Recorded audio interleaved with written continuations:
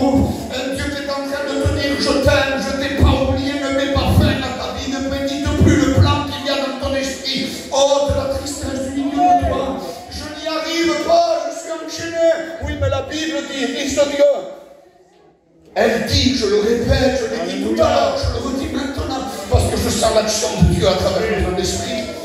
Elle dit, si ton père et ta mère t'abandonneraient, moi l'Éternel, je te recueille. Écoutez, Église du Seigneur, tu peux avoir été abandonné de tes parents en les ayant dans ta maison. Pasteur, qu'est-ce que tu dis? C'est pas possible, ils sont là. Ils me donnent à manger quand j'ai besoin de l'abîme, la chouette. Tu sais que le péché a créé à l'intérieur des foyers une tristesse qui s'abat sur les enfants, sur les jeunes. Quand je dis enfants, je parle de la jeunesse, tout âge confondu, jusqu'à 99 ans. Les proies les plus faciles pour l'ennemi, c'est les jeunes. C'est à eux qui leur font croire que Dieu ne les aime pas. C'est à eux qui leur font croire que Dieu les a oubliés. C'est à eux qui leur font croire que les parents ne les aiment pas. Il y a une marque, il y a une blessure à l'intérieur de leur cœur. Ils grandissent comme ça parce que dans le foyer c'est le chaos. Parce qu'ils voient leurs parents se disputer. Ils voient le père entrer ivre ou drogué. Ils voient, alléluia, en train de frapper peut-être leur maman. Je ne sais pas ce que tu vis. Je ne connais pas cette peine et cette tristesse que tu es en train de passer. Mais je sais que le serviteur qui est en train de te prêcher est passé par ce que tu es en train de passer. J'ai vécu une enfance difficile. Un père, alléluia, qui était peu cher à l'époque, aujourd'hui est parti auprès de Dieu, merci à Dieu. Un père qui pouvait, un père qui était alcoolique, nous a fait souffrir toute notre vie. Tout net, j'ai vu mon père charger un fusil, le mettre à la table sur ma mère. J'étais l'aîné de 4 frères et sœurs, 5 on était. Je voyais mon petit frère se cacher, partir sur la route, sur la nationale, comme au Montpellier, en train de courir jusqu'à chez ma tante, pendant des kilomètres à pied dans le noir. J'ai vu mes frères, mes sœurs, aujourd'hui, qui sont mariés, dont un de mes beaux-frères, se cacher sous les lits avec le respect que je vous dois, avec des couvertures et des coussins sur la tête. Celui qui a pris tous les coups, c'est moi. Mais un jour, j'ai été une réunion semblable à celle-là. J'ai entendu qu'il y avait un père qui avait le cœur de qui était capable de me délivrer de ce péché qui m'avait touché vers la mort. Parce que le péché peut être générationnel. La tristesse peut être générationnelle. Ce que tu as vécu dans ta maison, ça bat sur toi. Mais la Bible dit, heureux l'homme. Alléluia. Heureux la femme. Et j'ai envie de dire un mot de plus. Heureux le jeune homme. Heureuse la jeune fille à qui le péché lui est pardonné. Le péché est une gangrène. Le péché nous mène à la mort. Il a une loi. La loi nous condamne. C'est ce qu'il a chanté. J'ai écrit ici. Et je vais te poser une question. On va la faire ensemble la réunion. Je ne vais pas être long les frères. 10 minutes de plus, on prie Dieu. C'est pas force de parole. C'est pas l'éloquence derrière un micro. C'est pas de crier ou de parler calme. C'est le Saint-Esprit qui frappe dans les cœurs.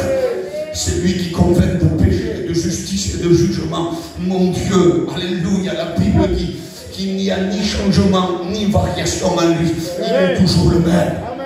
Celui qui est capable de te sortir de là où tu es. J'ai marqué ici.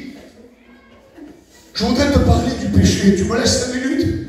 Et on prie Dieu. Tu me laisses 5 minutes? On prie le Seigneur. Le péché a une loi. Et celui qui est sous le péché est condamnable par cette loi. Je vais t'expliquer tout simple, tout simple. La loi fait que si tu pêches, tu es condamnable. Si tu pêches, il y a un accès ouvert à Satan et ses démons. Si tu pêches, c'est pour ça que tu fais des cauchemars, que tu es triste, et que dans ton cœur, tu médites de mettre fin à tes jours. Je reprimande au nom de Jésus tout esprit de mort, et le nom de Jésus. Tu sais que quand tu vas consulter, je suis obligé de revenir à ça. Tu sais que quand tu vas consulter des diseurs de venir, pour te dire, est-ce que mon mari va me reprendre? Pour dire, est-ce que je vais vivre longtemps? Quand tu fais ça, tu mets un contrat sur ta tête avec des démons. Ce qu'ils te donnent pour consommer de l'eau, pour te laver du sel, pour te frotter les bras ou les jambes, ce que tu voudras toi. Ce qu'ils te donnent, ce petit sac que tu mets sous ton oreiller pour pas avoir des cauchemars, pour que le mal ne rentre pas chez toi. Tout ce qu'ils te donnent. Il y a un contrat de démon que tu attires chez toi. Tu lui ouvres la porte.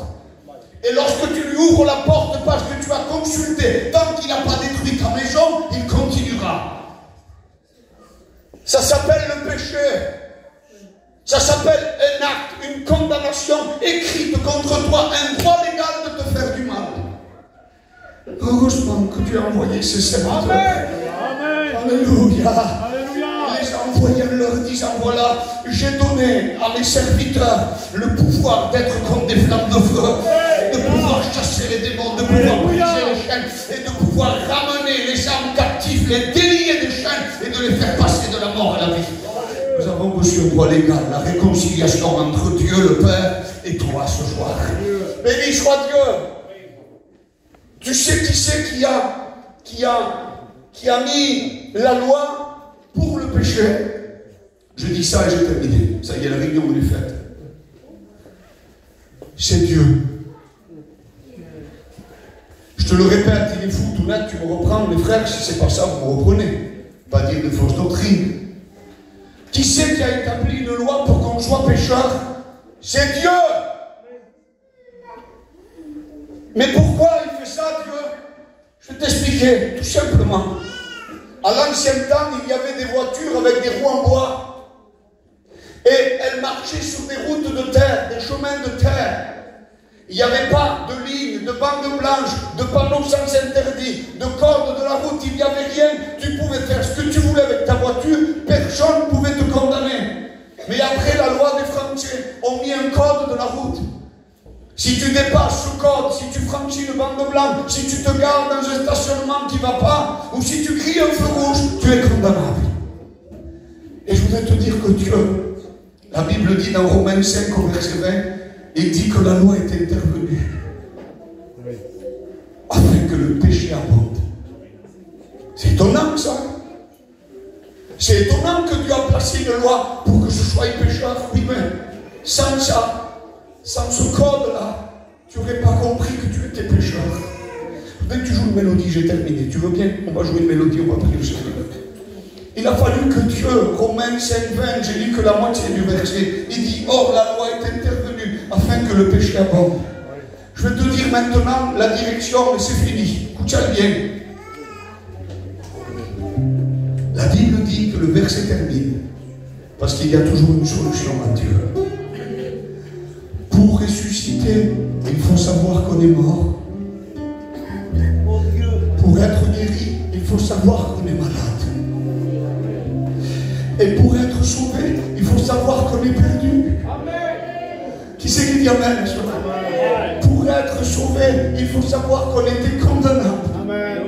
Et il y avait l'ennemi, un méchant, qui s'est servi de la loi que Dieu avait établie parce que Dieu savait que tu ne pouvais pas acquérir toute la loi en entier. 613 ordonnances, un peu compliqué, mais je brosse rapide.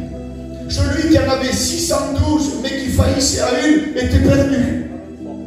Et voilà que Christ apparaît.